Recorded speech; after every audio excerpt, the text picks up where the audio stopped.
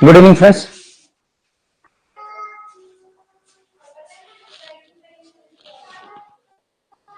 Good evening everyone. Good evening सभी को, नमस्ते।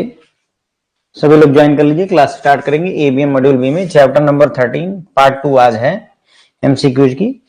मैकमिलन बुक पर आधारित बेहतर क्वालिटी के एमसीक्यू हम यहाँ पर डिस्कस करते हैं।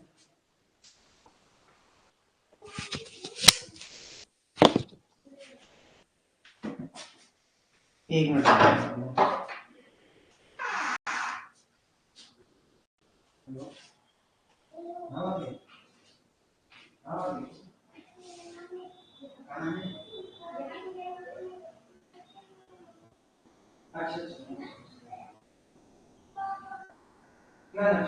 अच्छी नहीं है। हाँ,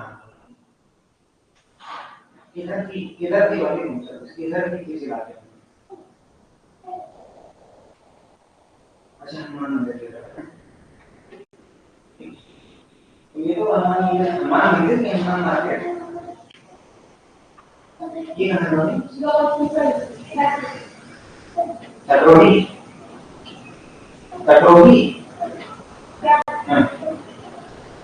अच्छा, तो उधर मतलब इधर ये मेटल स्टोर है।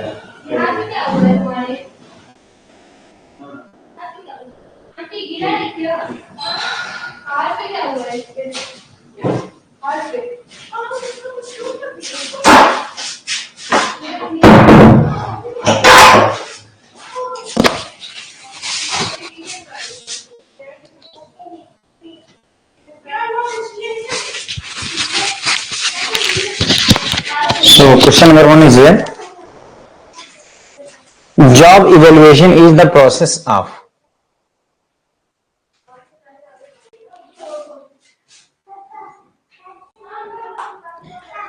जॉब इवेल्युएशन जो प्रोसेस होती है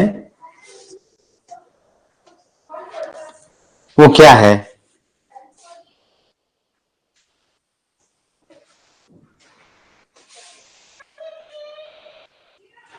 तो ये होता है friends assessing the relative worth of the jobs in an organisation. किसी ऑर्गेनाइजेशन में किसी जॉब की रिलेटिव वर्थ क्या है वही जानना ही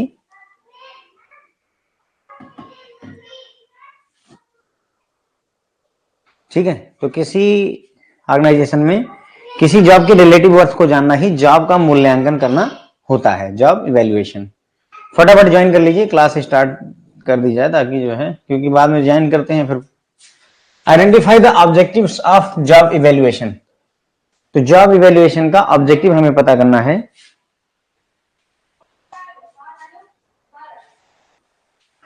पहला, to determine the compensation rate. दूसरा, to link pay with the requirement of job. तीसरा, to provide for pay differential taking into account skills effort and hazards required in each job. और चौथा, to establish a deprivation structure. तो आपको बताना इनमें से कौन कौन से जॉब इवैल्यूएशन के ऑब्जेक्टिव हैं।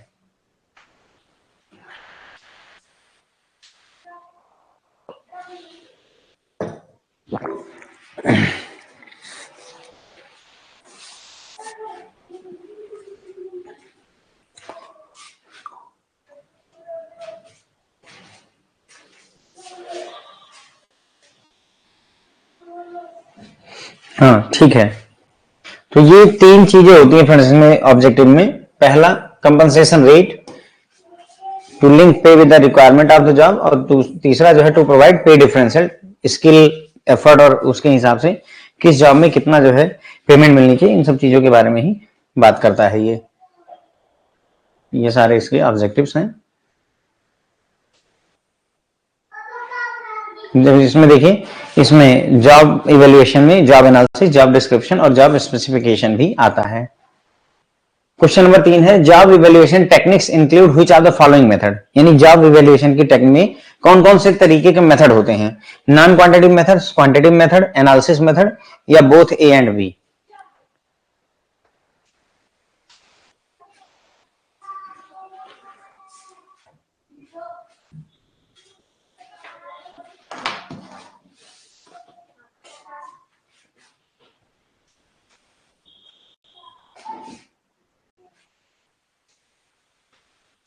करेक्ट है।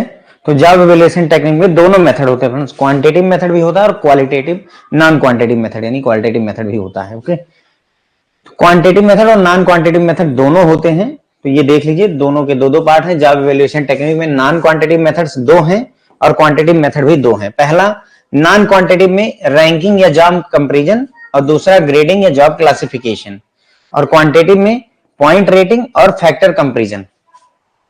ठीक है, तो ये भी याद रखें थोड़ा सा कि क्वांटिटेटिव मेथड में कौन कौन से पॉइंट रेटिंग फैक्टर कंपैरिजन आता है, और नॉन क्वांटिटेटिव में रैंकिंग और जॉब कंपैरिजन और ग्रेडिंग और जॉब क्लासिफिकेशन आ जाता है।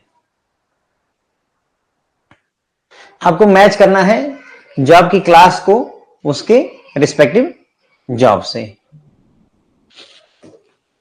तो लिस्ट 1 में और लिस्ट 2 में मैचिंग करना है।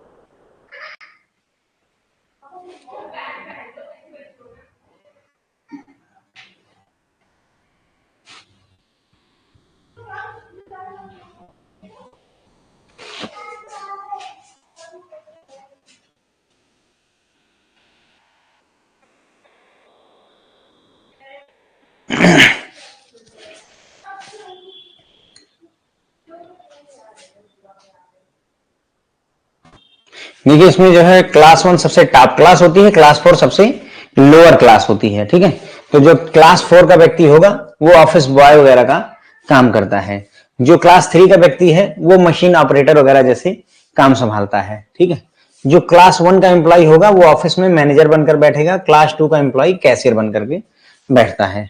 तो हमारा हो जाएगा C3 4 1 एंड 2।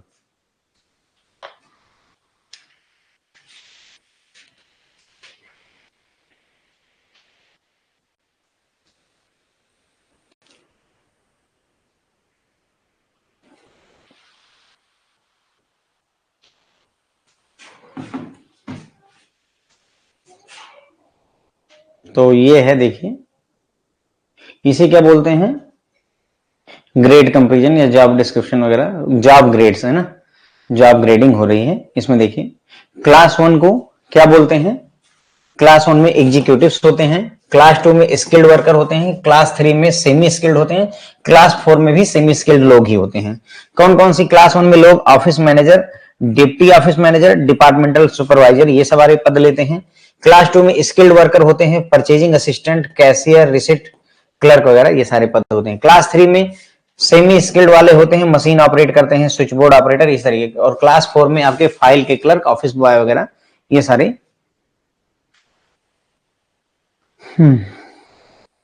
ठीक है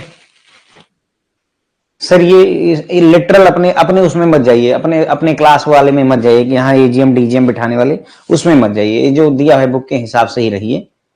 ओके,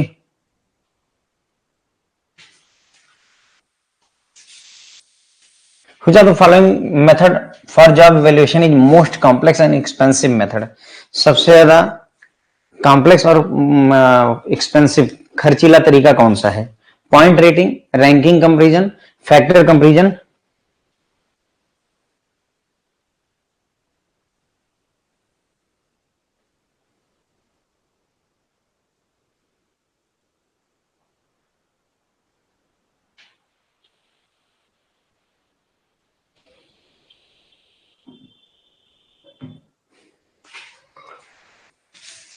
ललित सर मैंने बताया आपको,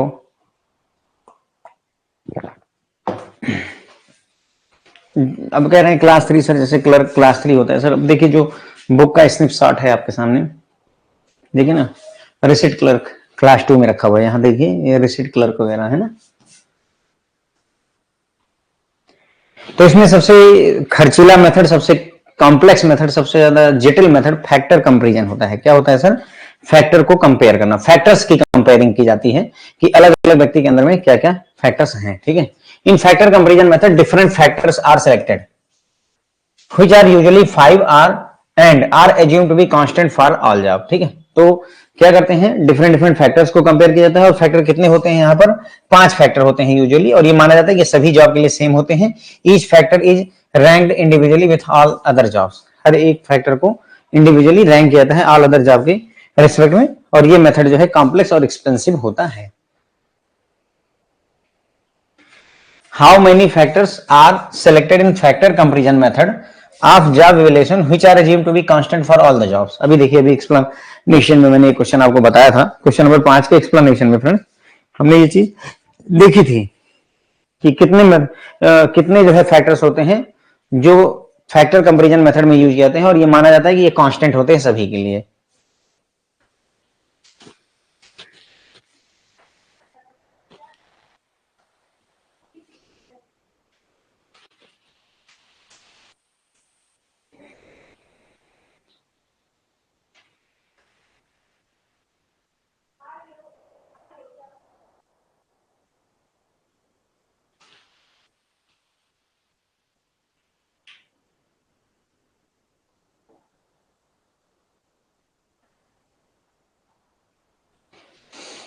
तो 5 फैक्टर होते हैं फ्रेंड जो कि माने जाते हैं कि सबके सभी जॉब के लिए कांस्टेंट होते हैं फैक्टर कंपैरिजन में। कितने? 5। So B will be our answer. ठीक है, तो डिफरेंट फैक्टर जो कि यूजुअली 5 होते हैं।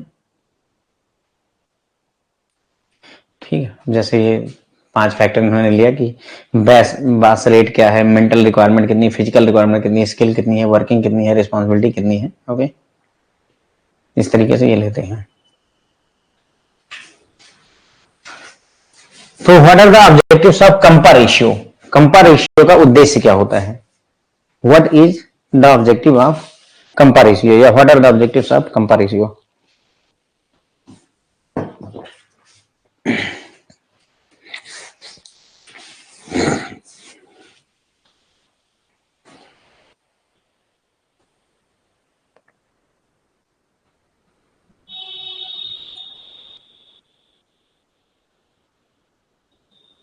तो pay raise, merit pay, promotion, या ऑल ऑफ द अबव? तो कंपा रेशियो का उद्देश्य सभी के सभी होता है, ऑल ऑफ द अबव होगा।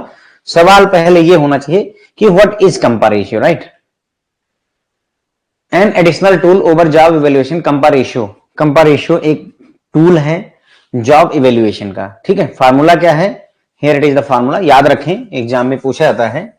कंपा ratio equal to actual salary divided by MP, mid point of salary कह लीजिए, पे रेंज कह लीजिए, इनटू 100। ठीक है, तो एक्चुअल कितनी सैलरी है डिवाइडेड बाय जितना भी सैलरी, जैसे से कि 40,000 से लेकर के और 1 लाख के बीच में अगर सैलरी दी जा रही है, ये सैलरी रेंज है, तो इसका मिड पॉइंट, ठीक है, 70 है ना, हो जाएगा 70,000 मिड पॉइंट हो जाएगा। 1,40,000 का आधा 70,000, तो यहाँ पर 70,000 ले लेंगे हम मिड पॉइंट के तौर पर। एक्चुअल सैलरी मान लेते हैं किसी व्यक्ति 50,000 रुपए है, तो 50,000 इंटू डिवाइडेड बाई 70,000 इंटू 100 कर देंगे, तो आपको कंपा रेशियो निकल करके आ जाता है। और इसका उद्देश्य होता है पे रेंज में, प्रमोशन में और मेरिट पे वगैरह को डिसाइड करने में इसका यूज किया जाता है। फार्मूला याद रखें। ओके, मे बी कि ये क्वेश्चन ना पूछा जाए, but this can be asked, इसके ज्यादा चांस है, उस क्वेश्चन से कहीं ज्यादा चांस इसके हैं। अब वही जो कंपा रेशियो हमने डिस्कस किया ना, कंपा रेशियो में जोन बांटे गए हैं, तो फ्रेंड्स आपको ये जोन मैच करवाने हैं कि अगर कंपा रेशियो का 80% से 87% है तो क्या होगा, है ना, तो इसको हमें देखना है।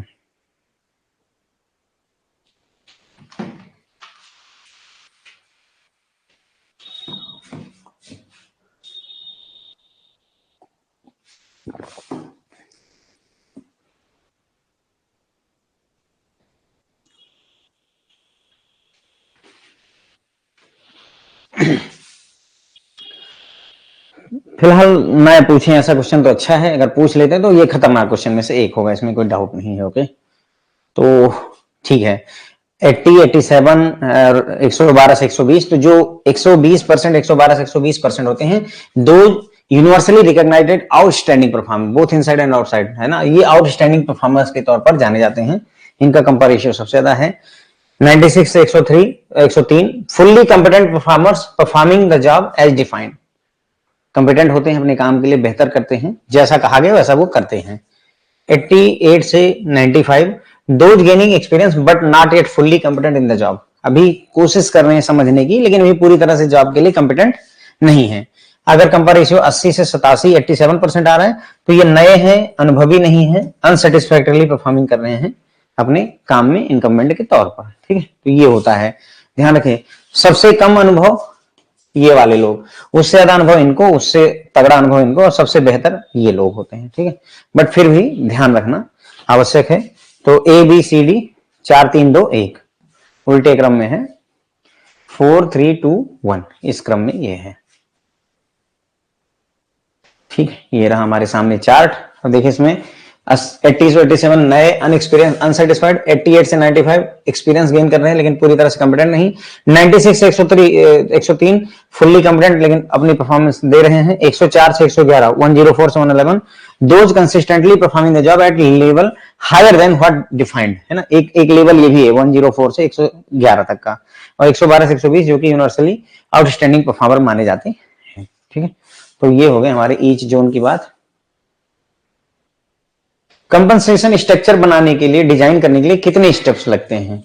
How many steps are there in designing compensation structure?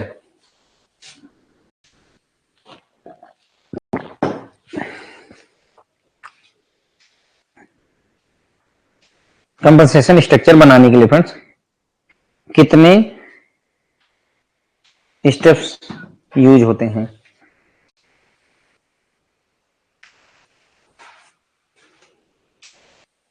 तो फ्रेंड्स ये टोटल 10 स्टेप लगते हैं कंपनसेशन स्ट्रक्चर को डिजाइन करने के लिए।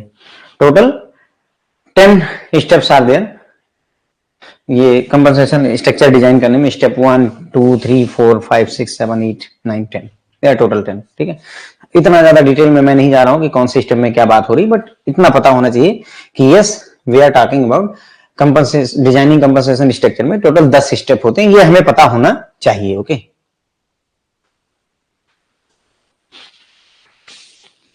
What was introduced in 9th bipartite settlement जो कि साइन हुआ 11/11/2020 को?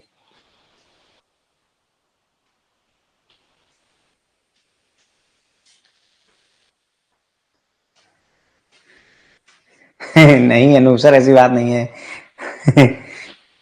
तो सवाल यह है कि 9th बाइपर्टेट सेटलमेंट में क्या नई चीज इंट्रोड्यूस हुई थी फ्रेंड, और इसका फायदा आप में से कई लोगों को मिला भी होगा। ध्यान देंगे, अगर 9th बाइपर्टेट सेटलमेंट जो हुआ था उसमें एक नया कॉन्सेप्ट आया था, एक्स्ट्रा पैसे मिलने लगे थे, है ना। नोटों की बारिश हुई थी, तो वो नोटों की बारिश किस कॉन्सेप्ट के तहत हुई थी?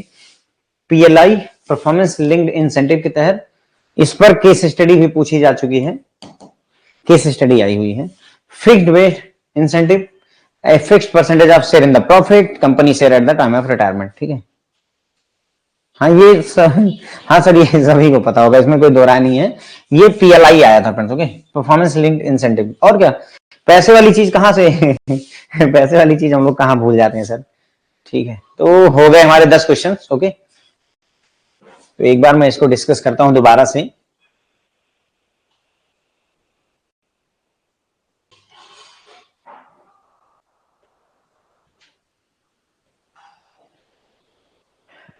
तो पहले हमने देखा जॉब इवैल्यूएशन प्रोसेस क्या होती है, ठीक है। ये क्वेश्चन फ्रेंड्स पूछा गया है, भले ही आपको ऐसे लग रहा हो ना, ये पूछा हुआ सवाल है। Job evaluation is a process of, है ना। हाँ बिल्कुल, सभी सैलरी और इंक्रीमेंट के लिए ही पढ़ाई कर रहे हैं, करेक्ट है। पीएलआई भी उसी के तहत आता है। तो जॉब इवैल्यूएशन जो प्रक्रिया होती है वो होती है assessing the relative worth of job in the organisation, ठीक है। देखिए assessing the worth of job in terms of job satisfaction, ऐसा भी बना सकते हैं, रिलेटिव हटा करके एक ऑप्शन रख देंगे कि assessing the worth of job in the organisation. तो ध्यान रखें, नहीं याद रखिए, रिलेटिव वर्थ की बात हो रही है, job in the organisation job evaluation कहलाता है, ठीक। फिर हमने देखा क्वेश्चन नंबर 2 कि इनमें से कौन सा जॉब इवैल्यूएशन का ऑब्जेक्टिव है। तो ये छोड़ करके एस्टेब्लिश डेप्रिवेशन स्ट्रक्चर छोड़ करके बाकी सारे होते हैं। कंपनसेशन रेट को डिटरमाइन करना, लिंक करना पे जॉब की रिक्वायरमेंट के हिसाब से कितना पेमेंट मिलना चाहिए, और डिफरेंशियल अगर कोई डिफरेंस है स्किल के तहत या फिर एफर्ट या हैजार्ड में, मतलब कोई काम ज्यादा खतरनाक है तो उसमें ज्यादा पेमेंट मिलनी चाहिए, कम है तो कम मिलनी चाहिए, इसकी इन सब चीजों की टेक केयर करता है। तो वही बताया कि ऑब्जेक्टिव क्या है, कंपनसेशन रेट डिसाइड करना, रिक्वायरमेंट ऑफ जॉब के हिसाब से पे करना, डिफरेंशियल की बात करना, कंपनसेशन स्ट्रक्चर जो है इस्टेब्लिश करना, ये भी इसका काम है, ठीक है। प्रोसेस में job analysis, job description, job specification, ये सारी चीजें इन्वॉल्व होती हैं। फिर हमने देखा जॉब इवैल्यूएट करने की जो टेक्निक होती है उसमें दो तरीके के मेथड होते हैं, नॉन क्वांटिटेटिव मेथड और क्वांटिटेटिव मेथड, दोनों तरीके के होते हैं। तो आंसर हो जाएगा डी, क्वांटिटेटिव मेथड भी है और जॉब और नॉन क्वांटिटेटिव मेथड है। फिर थोड़ा सा डिटेल में देखा तो नॉन क्वांटिटेटिव मेथड दो हैं, रैंकिंग या जॉब कंपैरिजन, ग्रेडिंग या जॉब क्लासिफिकेशन। और क्वांटिटेटिव मेथड भी दो हैं, पॉइंट रेटिंग और फैक्टर कंपैरिजन। पॉइंट रेटिंग और फैक्टर कंपैरिजन। फिर फैक्टर कंपैरिजन पर हमने 2 क्वेश्चन भी किए थे, याद हो अगर आपको। फैक्टर कंपैरिजन पर 2 क्वेश्चन किए थे। क्लास 1 के जो लोग होते हैं वो ऑफिस में मैनेजर बनते हैं, class 2 is cashier, class 3 is machine operator and class 4 is office boy. ठीक, ये वाला काम करते हैं हर कोई अपनी अपनी क्लास में। तो क्लास में चलो हमने तो ऑपरेटर और ये सब रख दिया है, पर ये इसमें से क्वेश्चन बदल भी सकते हैं, है ना। मे भी ऑफिस मैनेजर की जगह डिपार्टमेंटल सुपरवाइजर उठा लें, यहां से रिसिट क्लर्क उठा लें, यहां से स्विच बोर्ड ऑपरेटर ले लें, यहां से फाइल क्लर्क ले लें। तो भी आप ध्यान रखें, क्लास 1 में एग्जीक्यूटिव, क्लास 2 में स्किल्ड वर्कर, क्लास 3 में सेमी स्किल्ड और क्लास 4 में भी सेमी स्किल्ड लोग आते हैं। ये क्या है, जॉब ग्रेडिंग है फ्रेंड्स। ये क्या चीज है, जॉब ग्रेडिंग की जा रही है। ठीक है, जॉब क्लासिफिकेशन है उसी की जॉब ग्रेडिंग कहते हैं। उसके बाद में कौन सा मेथड है जॉब इवैल्यूएशन का, जो कि बहुत कठिन है, कॉम्प्लेक्स है और खर्चीला भी है, तो फैक्टर कंपैरिजन होता है। फैक्टर कंपैरिजन में हम क्या करते हैं, डिफरेंट डिफरेंट फैक्टर्स को सिलेक्ट करते हैं, जो कि जनरली 5 होते हैं। कितने होते हैं, 5 होते हैं। और ये माना जाता है कि ये जो 5 फैक्टर हमने चुने हैं ये सभी जॉब के लिए सेम होंगे, और फिर उसी हिसाब से उनकी रैंकिंग वगैरह करते हैं। ठीक है, फिर अगला क्वेश्चन इसी से रिलेटेड था कि फैक्टर कंपैरिजन मेथड में कितने फैक्टर सेलेक्ट किए जाते हैं, तो 5 फैक्टर सेलेक्ट किए जाते हैं। कितने सेलेक्ट करते हैं हम, 5 फैक्टर्स भी सेलेक्ट। ठीक है, फिर उसके बाद में कंपा रेशियो का ऑब्जेक्टिव क्या है, तो कंपा रेशियो का ऑब्जेक्टिव पे रेंज में मदद करना, मेरिट पे में मदद करना, प्रमोशन में मदद करना। तो कंपा रेशियो क्या है, एक टूल है जॉब इवैल्यूएशन का, it's additional tool for job evaluation. ठीक है, जॉब इवैल्यूएशन के काम आता है। कंपा रेशियो का फार्मूला याद रखें, actual salary divided by mid point of पे रेंज कह लीजिए, चाहे मिड पॉइंट ऑफ सैलरी कह लीजिए, इंटू 100 होता है। ठीक है, फिर कंपा रेशियो पर ही आधारित एक क्वेश्चन हम देखा मैचिंग का। तो इसमें क्या है कि अगर कंपा रेशियो 80 से 87 है तो नया है, इन एक्सपीरियंस अनसेटिस्फैक्टरली परफॉर्म कर रहा है अपनी जॉब में। 88 से 95 है तो एक्सपीरियंस गेन कर रहा है, लेकिन अभी पूरी तरह से अपनी जॉब में कंपिटेंट नहीं है, काबिल नहीं है। 96 से 103 फुल्ली कंपिटेंट परफॉर्मर होते हैं, जो कि परफॉर्म करते हैं अपनी जॉब को जैसा उनसे कहा गया है। फिर उसका हमें 112 से 120 में आते हैं जो आउटस्टैंडिंग परफॉर्मर होते हैं। इसी में एक और हमने देखा था 103 से 104 से 111 आई थिंक देखा था, जिसमें क्या था कि ये फुल्ली कंपिटेंट परफॉर्मर होते हैं, परफॉर्मिंग जॉब एज डिफाइंड नहीं होता, लेवल अबव करते हैं, मतलब जैसा डिफाइन किया उससे अबव परफॉर्म करते हैं। फुल्ली कंपिटेंट परफॉर्मर हैं, लेकिन जितना उनसे उम्मीद की जाती है उससे अच्छा परफॉर्म करते हैं, तो वो आ जाते हैं 104 से 111 वाली रेंज में।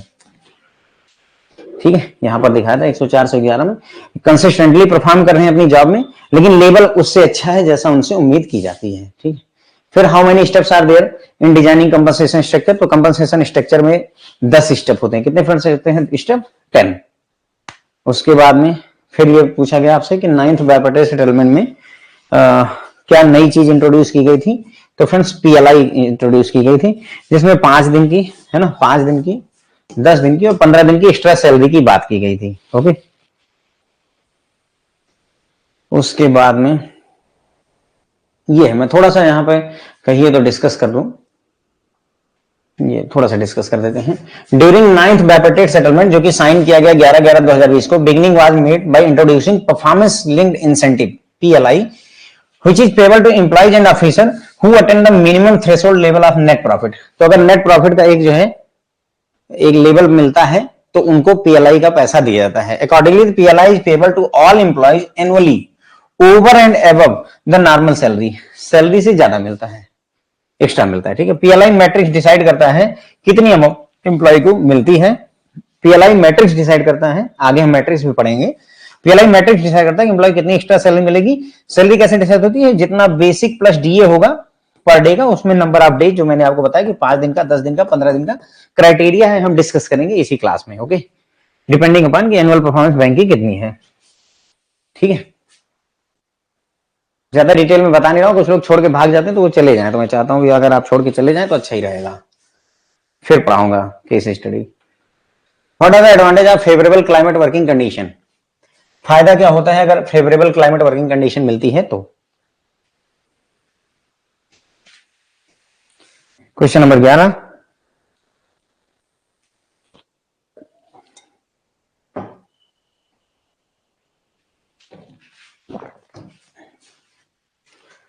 अगर अच्छी वर्किंग कंडीशन मिलती है तो ओपन प्रॉब्लम सॉल्विंग होगी, इनहेंस मोटिवेशन और सेटिस्फैक्शन होगा, कंसिडरिंग रिपोर्टिंग सिक, बीमार दिखाओगे अपने आप को, हाई क्वालिटी कस्टमर सर्विस दोगे। क्या होता है, क्या मतलब अगर अच्छी वर्किंग आपकी ब्रांच में आपका मन लगता है, अच्छी कंडीशन है, वर्किंग कंडीशन है, साफ सफाई हर चीज है, तो क्या आप बीमार दिखाओगे अपने आप को?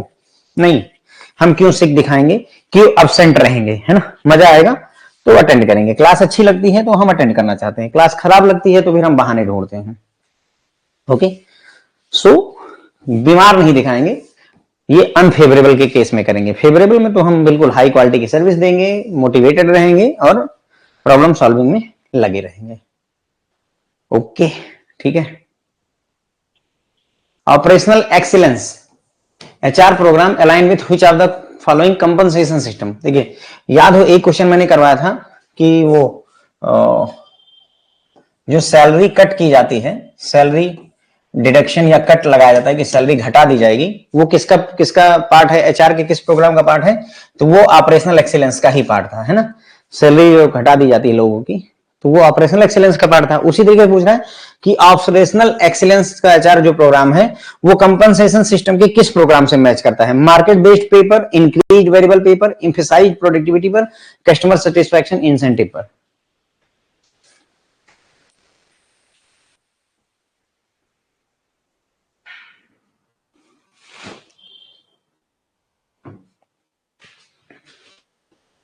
तो ऑपरेशनल एक्सेलेंस जो प्रोग्राम है एचआर का, वो कंपनसेशन में इंक्रीज वेरिएबल पे पर फोकस करता है। इंक्रीज वेरिएबल पे का मतलब क्या होता है? देखो, जो सैलरी होती है उसमें कहते नहीं बेसिक प्लस डीए कहा गया ना, बेसिक प्लस डीए। तो बैंकों का अलग स्ट्रक्चर होता है। प्राइवेट बैंकों में क्या होता है फ्रेंड कि मतलब आपका बेसिक बहुत कम रखते हैं, बेसिक आपका 8,000 रखेंगे और वेरिएबल पे क्या करेंगे, वेरिएबल पे आपका 96,000 रुपए कर देंगे।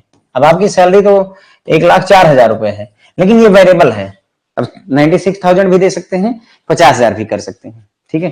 तो ऑपरेशनल एक्सीलेंस जो है कंपनसेशन पैकेज में अगर जाएगा तो वेरिएबल पे को ज्यादा रखा जाए और बेसिक पे को कम रखा जाए। इसका मतलब ये है। इंक्रीज वेरिएबल पे मतलब ये नहीं कि वेरिएबल पे को बढ़ा दिया जाए, नहीं, उसका मतलब ये है कि बेसिक प्लस जो वेरिएबल है इसमें वेरिएबल का वेटेज ज्यादा रखा जाए। इंक्रीज वेरिएबल पे ज्यादा दो, बेसिक कम रखो, बेसिक कम रखो। क्यों ऐसा क्यों करती हैं कंपनियां?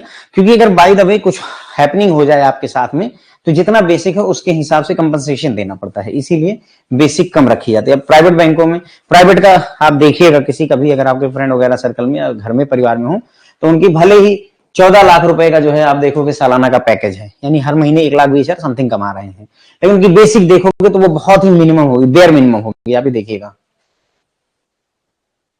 ओके, ठीक है। तो ये हो गया question number 13. The government of India has enacted several law primarily aimed at safeguarding the workforce from unreasonably low wages. मतलब सरकार ने लोगों को कम तनख्वाह ना मिले उसके लिए कई सारे जो है एक्ट बनाए हैं। तो इनमें से कौन सा एक्ट नहीं है वो जो तनख्वाह को मैनेज करता है?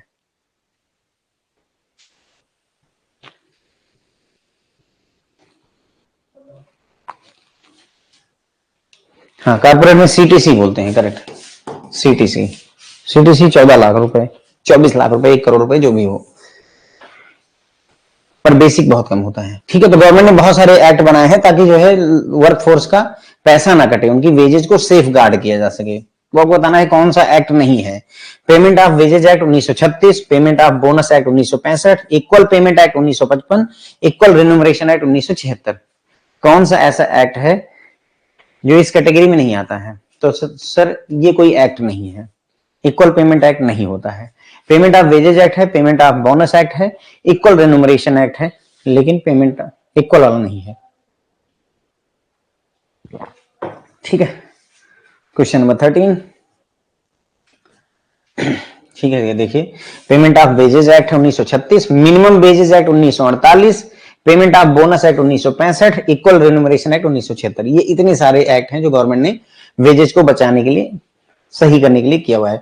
पेमेंट ऑफ, याद रखें एग्जाम में ऐसे क्वेश्चन बनाते हैं और फिर वहां पर गलतियां होती हैं। Payment of wages act 1936, minimum wages act 1948। खैर अभी तक आईबीएफ ये सारे एक्सपेरिमेंट नहीं करता कि पेमेंट ऑफ वेजेज एक्ट 1924 नहीं करती, उनको जरूरत ही नहीं, क्योंकि ऑप्शन इतने सारे होते हैं। तो पेमेंट ऑफ वेजेज एक्ट 1936 ही देंगे, 1976 नहीं करते, ठीक है। लेकिन हाँ, जैसे मैंने किया उसी तरीके से वो खेल जाते हैं कि मतलब, है ना, पेमेंट ऑफ बोनस एक्ट 1965 ही रहेगा, minimum wages act 1948, equal minimum wage act 1976। तो हमने क्या किया, 3 इनमें से उठाया, एक अपनी तरफ डाल दिया, गड़बड़ हो गई ना। ठीक है, तो यहां से क्वेश्चन नंबर 14 से 18 तक के लिए केस स्टडी है हमारे सामने, वही पीएलआई पर आधारित है, तो वो हमें डिस्कस करनी है। लेकिन मैं पहले ये 3 क्वेश्चन फटाफट आपको रिवाइज करवा दूं फ्रेंड्स, ओके। तो देखिए यहां पर क्या है, क्वेश्चन नंबर 11 था कि अगर फेवरेबल क्लाइमेट वर्किंग कंडीशन मिलेगी तो क्या होगा। आप ओपन प्रॉब्लम सॉल्विंग करेंगे, आपका मोटिवेशन और सेटिस्फैक्शन बढ़ेगा, हाई क्वालिटी की कस्टमर सर्विस आप प्रोवाइड करते हैं, अपने आप को सिक नहीं रिपोर्ट करेंगे कि मैं बीमार हूं। तो तीसरा छोड़ के बाकी सारे तो सी आंसर हो गया था। क्वेश्चन नंबर 12 है, ऑपरेशनल एक्सीलेंस जो है एचआर का जो प्रोग्राम है वो कंपनसेशन की किस प्रोग्राम से मैच करता है। तो ये मैच करता है इंक्रीज वेरिएबल पे से। इंक्रीज वेरिएबल पे से, इंक्रीज वेरिएबल पे का भी मतलब मैंने समझाया कि बेसिक पे प्लस वेरिएबल पे दोनों मिलकर के आपका कंपनसेशन होता है या सैलरी होती है। तो उसमें वेरिएबल पे ज्यादा हो, बेसिक पे कम हो। फिर आ जाता है सर क्या कि गवर्नमेंट ऑफ इंडिया ने बहुत सारे एक्ट बनाए हैं वर्कर्स के वेजेज को सेफ गार्ड करने के लिए। तो उसमें payment of wages act, payment of bonus act और इक्वल रेन्यूमरेशन एक्ट, ये सारे आते हैं। इक्वल पेमेंट एक्ट जैसी कोई चीज नहीं बनाई है सरकार ने। तो ये हो गए फ्रेंड्स हमारे 13 क्वेश्चंस। अब ये हम डिस्कस करेंगे ये केस स्टडी के बारे में। तो जो मैंने पहले डिस्कस किया शायद वही बातें यहाँ हो रही है कि नोवा बाइपार्टेट सेटलमेंट हुआ, 11/11 को साइन किया गया, उसमें इंट्रोड्यूस किया गया पीएलआई को, परफॉर्मेंस लिंक्ड इंसेंटिव को, जो कि पेबल होता है एम्प्लॉय और ऑफिसर को, बात करते कि minimum threshold level net profit का मिले, ठीक है। अकॉर्डिंगली पीएलआई जो है पेबल होती है सभी एम्प्लॉय को एनुअली मिलती है, over and above the normal salary, normal salary से ज्यादा मिलती है। पीएलआई मैट्रिक्स से डिसाइड होता है कितनी अमाउंट पे की जाएगी एम्प्लॉय को, और ये डिसाइड होती है नंबर ऑफ डेज जिसको पे करना है बेसिक प्लस डीए के हिसाब से, डिपेंडिंग अपॉन की बैंक की एनुअल परफॉर्मेंस कितनी है, कैसी है, ठीक है। फिर ये है, ये आपका जो मैट्रिक्स है ना, ये बोल रहे थे परफॉर्मेंस मैट्रिक्स, उसमें ये डिटेल दी हुई है। देखिए ये पूरा, ये पूरी स्लैब आपको, ये आप याद भी रखें एग्जाम के लिए, ये आप याद भी रखें, क्योंकि इसमें केस स्टडी देते हैं तो इसमें डेटा दे देते हैं। लेकिन अगर मान लो एग्जाम में डेटा ना भी दे तो फ्रेंड्स बिना डेटा के भी क्वेश्चन आए हुए हैं, आपसे पूछ लेंगे कि अगर ईयर ऑन ईयर ग्रोथ 10% से ज्यादा 15% तक है तो उस केस में पीएलआई कितने दिन की मिलेगी, 10 दिन की, 5 दिन की, नील, ओके। तो ये भी ध्यान रखें। तो मैं क्या कहना चाहता हूं, केस स्टडी तो ठीक है पर आपको ये चार्ट वैसे भी याद रहना चाहिए। मेरा जो कंसर्न है कि you should remember it, okay, आपको याद करना चाहिए, याद हो जाएगा, कोई डिफिकल्ट नहीं है, ओके। देखो यहाँ क्या है, year on year growth in operating profit. तो यहाँ ऑपरेटिंग प्रॉफिट की बात की जा रही है कि बैंक का operating profit year on year कितना बढ़ा।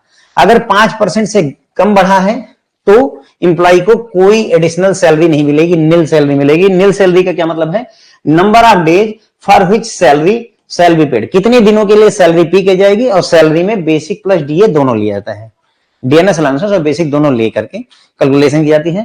तो यहां कोई भी पेमेंट नहीं की जाएगी अगर year on year operating profit 5% से कम है। ध्यान देंगे 5% से कम है। यदि 5% है और 10% तक है, 5% है और 10% तक है, तो उस केस में 5 दिन की सैलरी जितनी भी होगी उतना पेमेंट हर इंप्लॉय को मिलेगा। अगर ईयर ऑन ईयर जो ग्रोथ हो रही है बैंक के ऑपरेटिंग प्रॉफिट की वो 10% से अधिक है, ध्यान देंगे यहां 10% तक है, ये 5% से लेकर 10% तक है, यहाँ 10% से अधिक और 15% तक है, ये 15% से अधिक का है, ठीक है। तो थोड़ा ये मायने रखता है। क्यों मायने रखता है, सोचो कि अगर 10% दे दे तो फंस जाओगे कि 10% में स्लैब 2 लें या स्लैब 3 लें। तो ध्यान रखो 10% स्लैब 2 का पार्ट है, स्लैब 3 का पार्ट नहीं है, ठीक है। अगर 15% कहे 15% तो स्लैब 2 लें, 3 लें या 4 लें। सर स्लैब 3 ले लीजिए, स्लैब 4 में आता है 15% से अधिक वाला, ठीक है। तो ये बात हो गई। तो 5% से 10% तक है तो 5 दिन की सैलरी मिलेगी। 10% से ज्यादा है year on year profit, operating profit बढ़ा 15% तक है तो 10 दिन की सैलरी मिलेगी। और 15% जो है से ज्यादा अगर जो है प्रॉफिट कमाया है, ईयर ऑन ईयर प्रॉफिट बढ़ा है, तो उस केस में 15 दिन की सैलरी मिलती है। तो हमारे लिए तो सबसे बढ़िया यही है, भगवान से यही दुआ की जाएगी कि बैंक का ईयर ऑन ईयर प्रॉफिट, सभी बैंकों का ऑपरेटिंग प्रॉफिट 15% से ज्यादा हो, जिससे हमें 15 दिन की सैलरी मिलेगी, लगभग आधे महीने की सैलरी हमें मिल जाएगी बेसिक प्लस डीए, पर उसमें भी कंडीशन लगा दी है ना, यहां पर स्टार मार दिए इन्होंने, इसमें और इसमें स्टार लगे हुए हैं। क्यों स्टार लगे हुए मैं बताता हूं। थर्ड एंड फोर्थ स्लैब, ये देखिए this is third slab, this is fourth slab. पहले और दूसरे में कोई लफड़ा नहीं, पहले में 5% से कम है तो कुछ नहीं देंगे, अगर 5% से लेकर 10% तक है तो उस केस में 5 दिन की सैलरी देंगे, यहां कोई लफड़ा नहीं। लेकिन तीसरे और चौथे स्लैब में इन्होंने कंडीशन लगा दी कि third and fourth slab are payable only if the bank has net profit.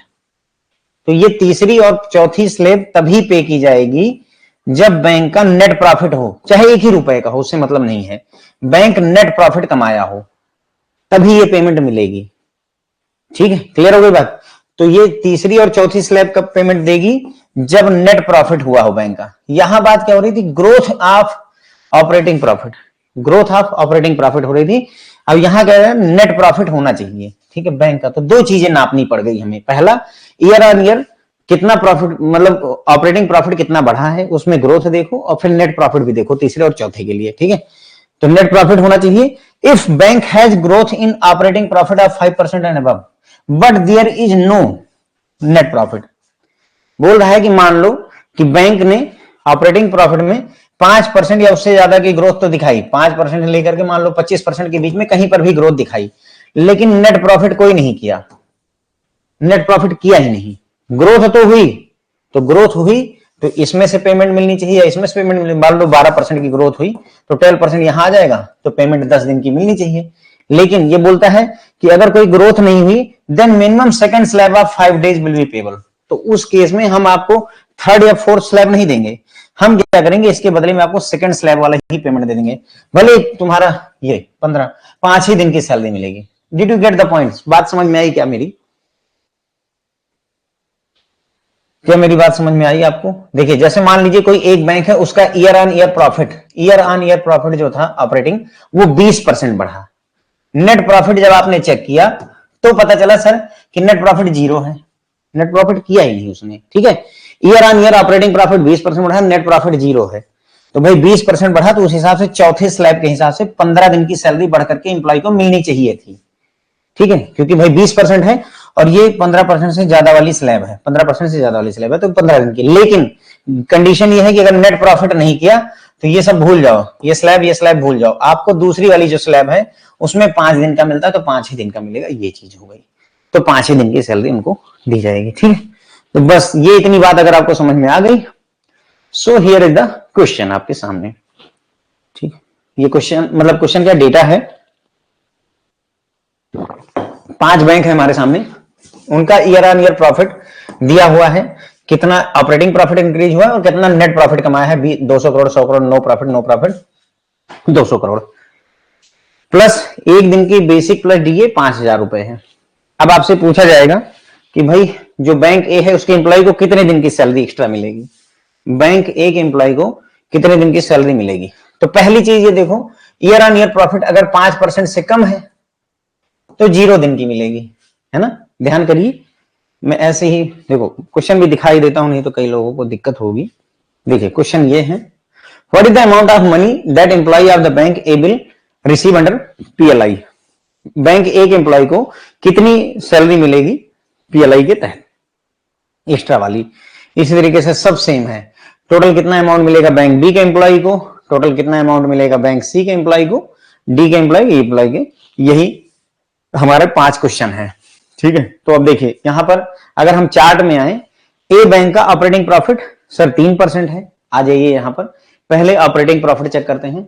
अगर ऑपरेटिंग प्रॉफिट 5% से कम है तो कुछ नहीं मिलेगा, नथिंग। ठीक है, तो बैंक ए के एम्प्लॉय को कुछ नहीं देंगे हम, so what is they will receive, no extra salary will be paid. 0 हो गया, कोई डाउट नहीं यहां पर।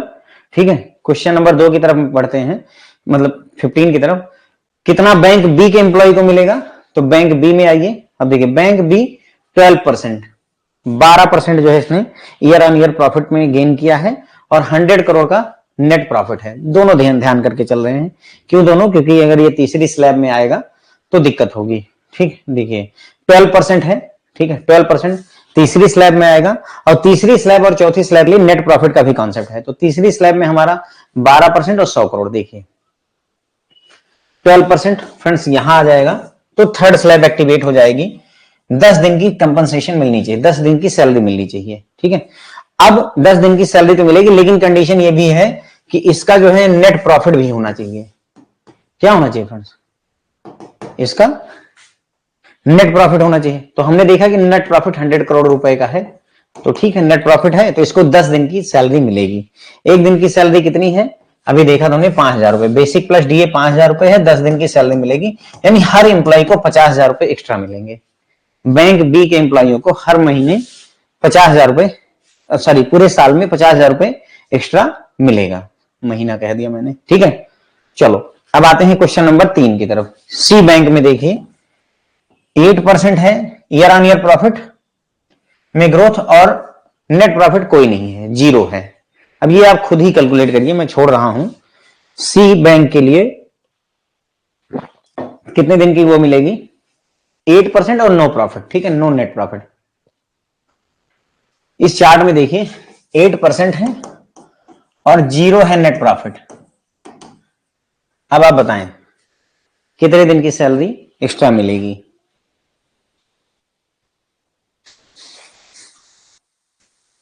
ठीक है, आसान है मेरे ख्याल से।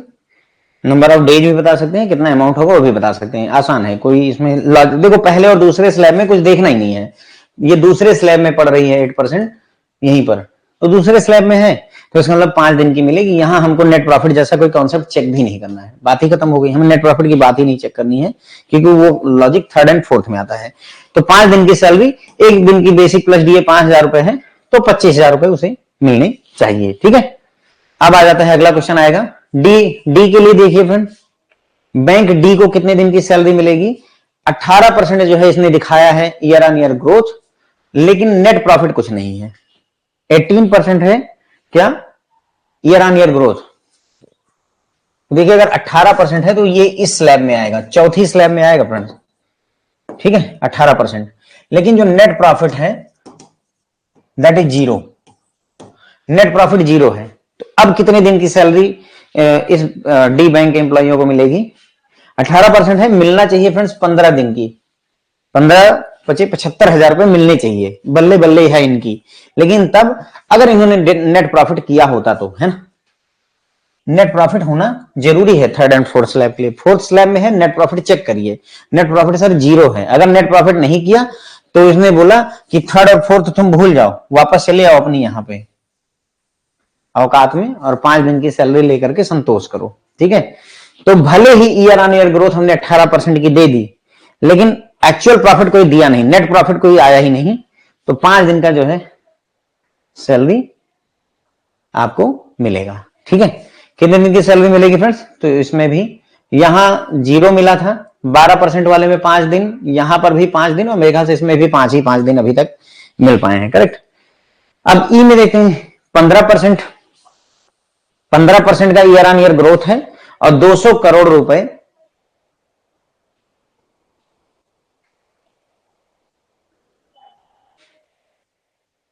ठीक, 15% का ईयर ऑन ईयर ग्रोथ है और 200 करोड़ रुपए का नेट प्रॉफिट है। तो 15% फ्रेंड्स किस में आएगा? थर्ड स्लैब में आएगा कि फोर्थ में आएगा? हाँ ठीक है, ये थर्ड में आएगा फ्रेंड्स, ओके। 15% थर्ड में आएगा। और ईयर ऑन ईयर ग्रोथ कितनी, नेट प्रॉफिट कितना है? मेरे ख्याल से 100 करोड़ था, कितना था? 100 करोड़ रुपए था। तो अब देखो ये अगर थर्ड स्लैब में आ रहा है तो इसको 10 दिन की सैलरी मिलनी चाहिए, और 10 दिन की सैलरी मिलनी चाहिए बशर्ते कि उसने नेट प्रॉफिट किया हो। तो हमने देखा हाँ क्वेश्चन में नेट प्रॉफिट दिया हुआ है, तो yes they will get 10 days salary, है ना। 5,000 रुपए के साथ मल्टीप्लाई कर दो, 50,000 रुपए मिलेंगे। कहीं पर नंबर ऑफ डेज पूछ लेते हैं, कहीं पर अमाउंट पूछ लेते हैं। केस स्टडी फ्रेंड्स आई हुई है ये एग्जाम में, एग्जैक्टली यही नहीं है, मतलब अमाउंट वगैरह डिफरेंस है, बट यस ओवरऑल थीम यही है जो मैंने आपको सर पढ़ाया, ठीक है। अब इसमें क्या करते हैं, बहुत ज्यादा दिमाग लगा दे तो पूछ लेते हैं कौन से बैंक में सबसे ज्यादा जो है पीएलआई बटी। तो सर सबसे ज्यादा पीएलआई बांटी गई है ई बैंक में, पचवा बैंक जो था, क्योंकि पचवे बैंक ने 10 दिन की सैलरी पाई। सबसे कम सैलरी जो है किसको मिली है? ए वाले बैंक को। लाइक दैट, बढ़ते क्रम में लगाओ, घटते क्रम में लगाओ, मतलब जैसा आपका दिल करे वैसा करिए, ठीक है सर। चलिए तो होप है कि आपको चीजें समझ में आई होंगी, पढ़ने में अच्छा लगा होगा। तो देखिए जहां अपॉर्चुनिटी बनेगी सर, अगर केस स्टडी या कुछ ऐसा, तो बिल्कुल मैं अवेलेबल हूं, कहीं जाने वालों में से नहीं हूं। I will help. Case study बनेगी तो पढ़ाएंगे। थैंक यू सो मच तारीफ के लिए।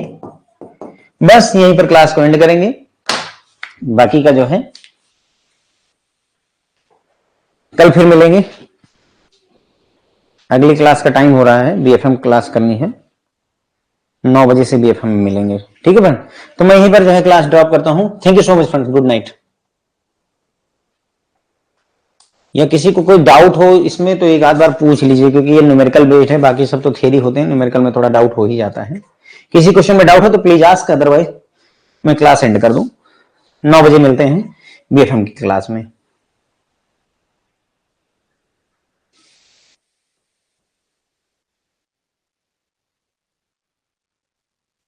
क्वेश्चन नंबर 18 में पूछ रहे हैं। हाँ 75,000 बिल्कुल। अच्छा ये 75 गड़बड़ हो गई होगी। 75,000 रुपए, 50,000 रुपए मिलेगा, 10 दिन की सैलरी मिलेगी, 10,000 रुपए मिलेगी। सॉरी 10 दिन की सैलरी 50,000 रुपए मिलेगी। 75,000 रुपए शायद इन्होंने गलत कर दिया होगा। कैटेगरी 4 ले लिया ना, 15% उसमें नहीं आएगा, 15% से अब आता है सर। ठीक है, मैं इसको ठीक करवा दूंगा। क्वेश्चन नंबर 18 में गड़बड़ है, लेकिन ध्यान रखिए 15% कहां आएगा, ये मायने रखता है। 15% यहां पर आएगा, यहां नहीं आएगा, ये 15% से मोर का है। ठीक है सर।